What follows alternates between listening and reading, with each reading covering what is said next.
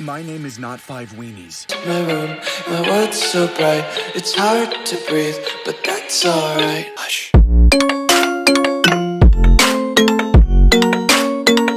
Hey guys, it is Tristan with Nerdette's Newsstand, and I want to talk a little bit today about gaming journalism. Now, I actually didn't see this video or this tweet that we're going to talk about myself, so I gotta give full credit where it is due, and I seen this on a Clownfish TV video.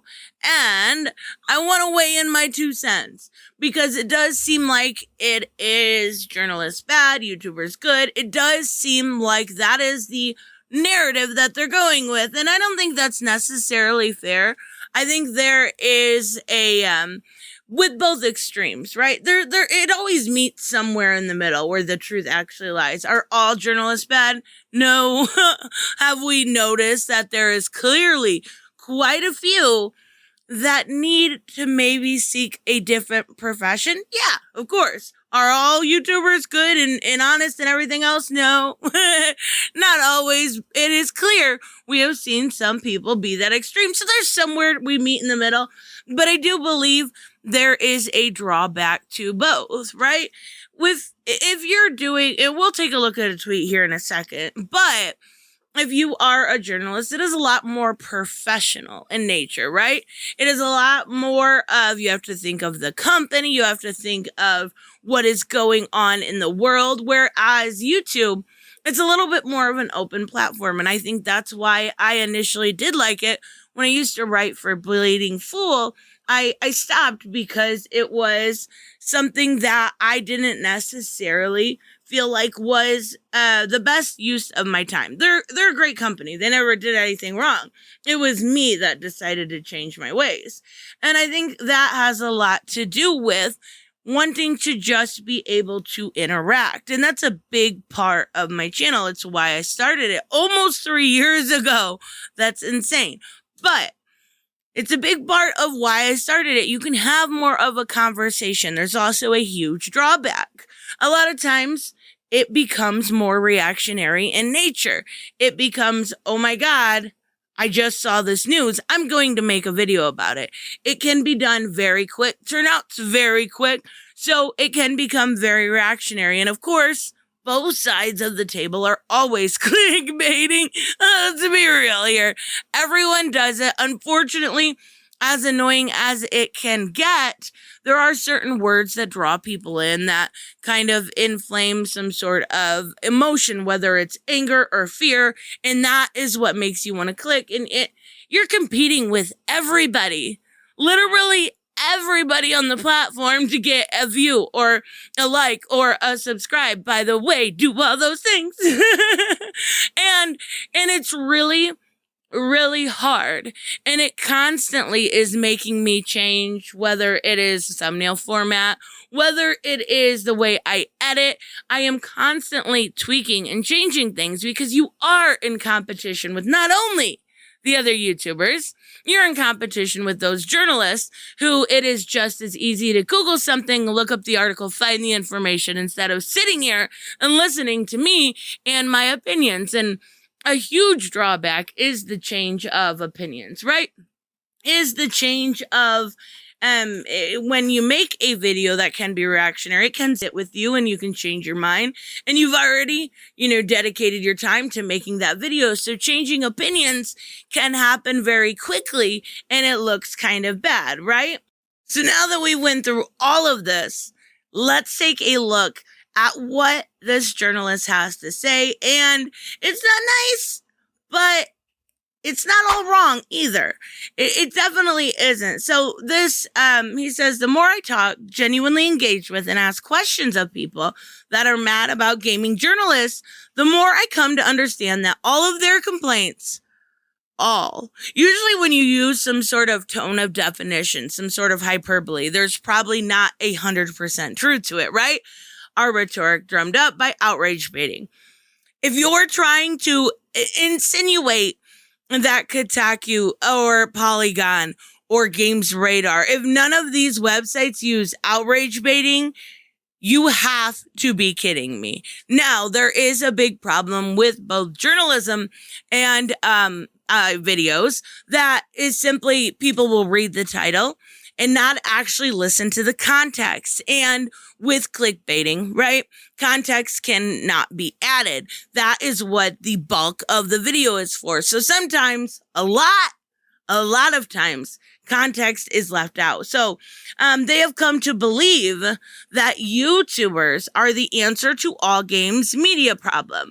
That YouTubers are the last vestige of honest opinions, and all written word is paid for shill lies or people that hate gaming. Now, I don't believe for a second that games journalists specifically all hate gaming. That's silly.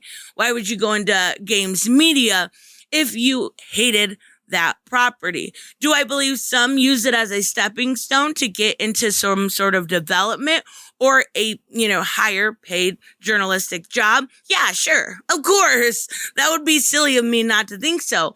But are they all paid shills?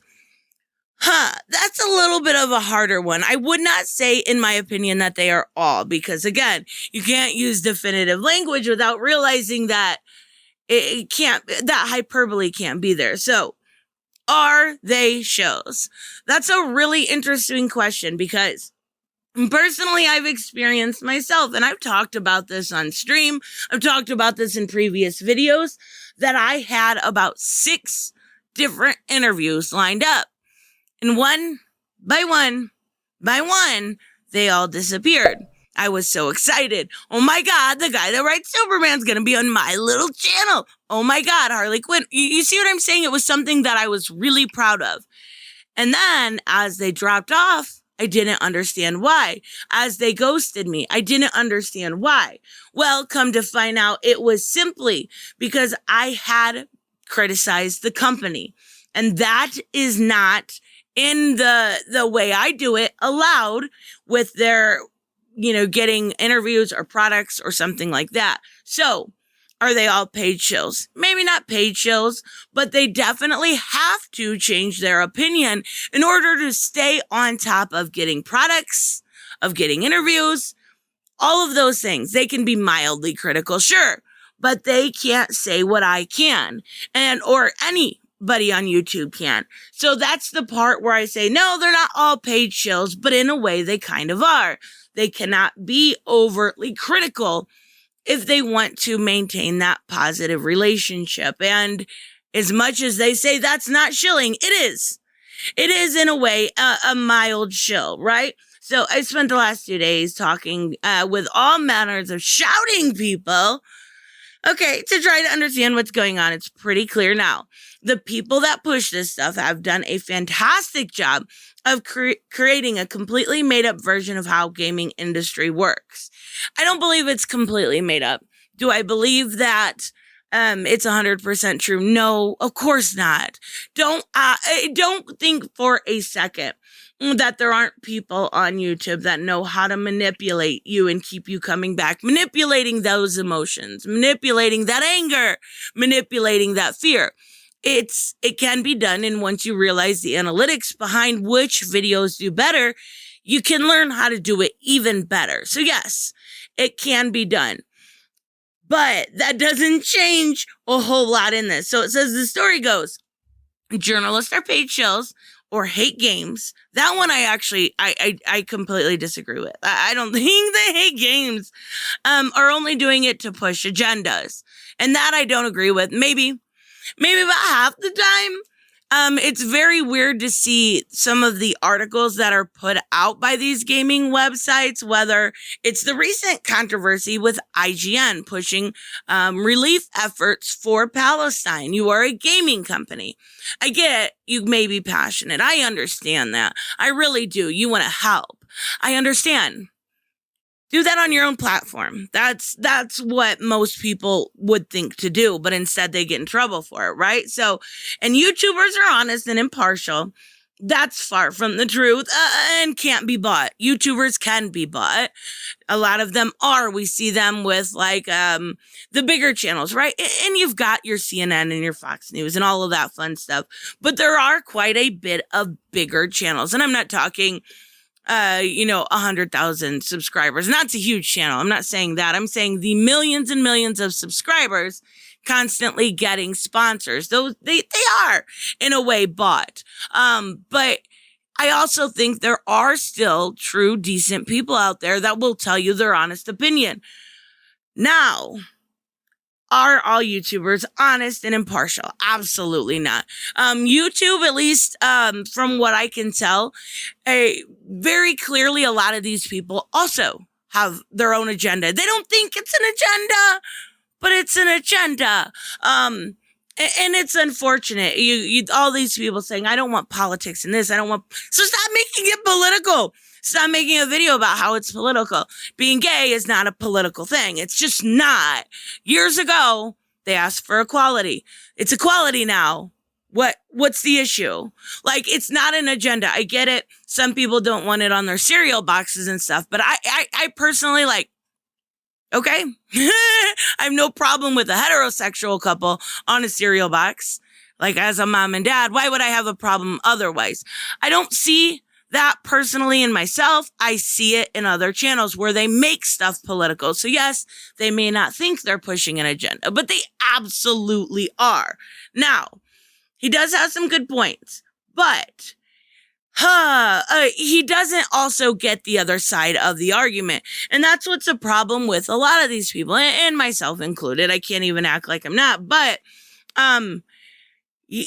there are YouTubers that are bought and paid for. They are YouTubers that are given games and told to review and given, movies or stuff early. It happens. It's gonna happen no matter what media, no matter what company. Eventually, when you grow to that size, you're going to get that type of sponsorship. I generally think YouTube has a more honest platform, but I also do believe wholeheartedly that people push lies because they know the grift and they know how to work it. And it's done both on YouTube and on websites like Kotaku. And they both know what they're doing. Don't tell me for a second they don't know what they're doing and they don't know how to do it. I just don't believe it. So anyways, I thought it was pretty interesting to see another side of this. I thought it was pretty interesting to see someone complain about YouTubers. My biggest drawback with YouTube is I'll give my personal opinion and then I'll think on it and it'll change in a day or two. And I'm like, shit, like, how can I address this again if maybe my ideas have changed? Because I do go, just like everyone else, news drops and you try to get it out as quick as possible because topical issues don't remain topical. So it is very hard, but I think there's a clear area in the middle here where it actually does fall. I think as long as you do your own, I've said it 100 times, as long as you don't do your own due diligence and know what you're looking at and and look at context and look at information. Don't just trust one person. Trust, a group of people, different political leanings, different ideologies, and you'll be good. I mean, we're not stupid people here. So anyways, let me know, of course, what you guys think about all of this. I will see you in the next one. Bye-bye.